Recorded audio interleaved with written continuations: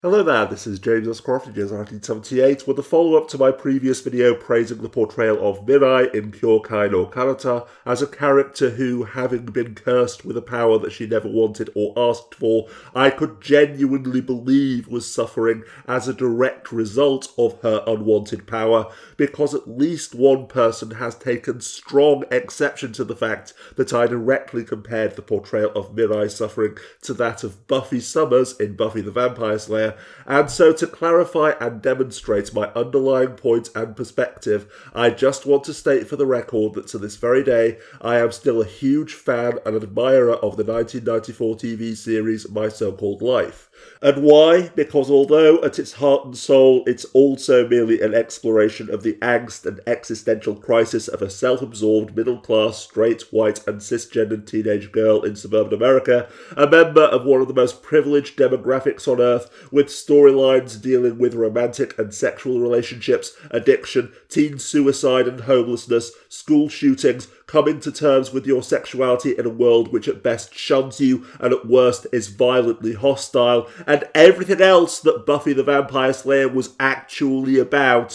when you removed all of the supernatural window dressing and action scenes. It never pretended to be anything else. Instead, Angela Chase and all of the other characters were exactly what they said on the tin, and therefore, even now, more than 20 years after I originally saw it, while I could easily now dismiss them as whining adolescents, I can still genuinely empathise with their struggles. But going back to Buffy Summers though, the fundamental point and the entire reason why I made that video about Mirai is that the problems and issues which face a superhero, for lack of a better term, obligated by the reality that she's the chosen one who must fight monsters, evil, or what have you, or others will inevitably die, are not the problems of any teenage girl or young woman in reality, and that when you attempt to mix the two together, the result is Buffy the Vampire Slayer, a slice-of-life teen/family drama wearing the skin of a supernatural action fantasy, one which I could have accepted and perhaps even still love to this very day if after season 3, when Buffy lost her powers as part of the Watchers Council's test, having essentially told Giles in so many words that she needed her powers back because she couldn't simply live her own life and allow others to suffer and die solely so that she could be normal, this had been established character development, and that therefore the series as a whole had moved away from teen angst and personal drama to embrace heroine saving the world storylines, just as Harry Potter did, at least to some extent, after the murder of his uncle Sirius Black, literally thinking to himself on the train back home that obsessing over whether Cho Chang liked him or not was now behind him because there were more important things for him to focus on. Because there comes a point in most people's lives, usually during our adolescence, when we have no choice but to accept that this is reality, that although we can wish and dream until the cows come home, this is who we are and the life that we are living, choosing to either embrace this reality, to grudgingly tolerate it, or to live the rest of our lives consumed by self-hatred and denial. But instead of ever actually allowing her to grow the fuck up, Joss Whedon and the rest of the writers kept Buffy Summers perpetually trapped in an emotional time warp as a whiny teenager, with the only difference being that she was blaming all of her problems on being the Slayer instead of on her parents, not being beautiful enough, the fact that she didn't get the right iPod for Christmas or what have you. Even in season 5, when she was in her early 20s, still whining about how she feared that being the Slayer meant losing her ability to love, which was the writers merely projecting the emotional dissonance that she felt about raising Dawn after their mother's death onto being the Slayer, just like everything else. Becoming ever more demanding and authoritarian in order to protect Dawn and avoid social services taking her away, with writers using this to explore the cliched question which is only ever asked by children and whiny teenagers who cry that their mother doesn't understand them and only wants to control control them, of how can maternal love actually be love if all my mother ever wants to do is chain me down. Cue cliched act of self-sacrifice and cringeworthy bullshit about Summer's blood in order to prove how much Buffy loved her little sister / surrogate daughter in the end. Seriously, just watch her conversation with the guide who took the form of the first Slayer again and replaced the words being the Slayer with being a mother. And earlier in the series as well, Buffy asking Riley, "Don't you just wish?" with he and I both impatiently declaring no at exactly the same moment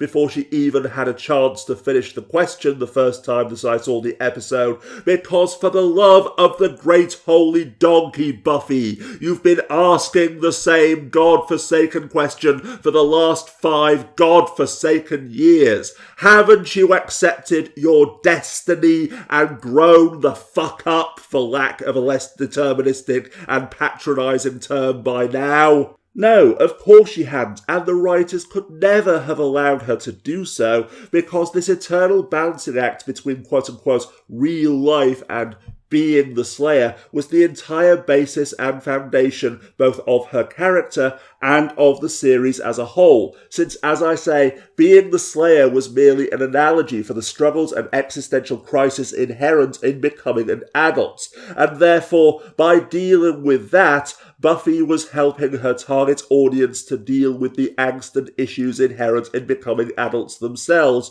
this almost certainly being the main reason why the series is still so adored and respected to this very day, aside from Willow and Tara. As a matter of fact, the more that I analyse my opinion of both the character and the series, and my intensely personal dislike for them both, the more it becomes clear to me that my underlying root problem with the entire series as a whole was that while Buffy spent all, or at least most, of her 7 years wishing that she was normal, the bitterly absurd irony is that in terms of the problems she dealt with and the tragedies which befell her, she was entirely normal, since, as I said earlier, all of the supernatural elements and action scenes, being super strong, super fast, and saving the world, were merely window dressing for a distinctly ordinary life, or at best, analogies for a distinctly ordinary life, full of all too common struggles and tragedies with which people from the ages of around 11 to 17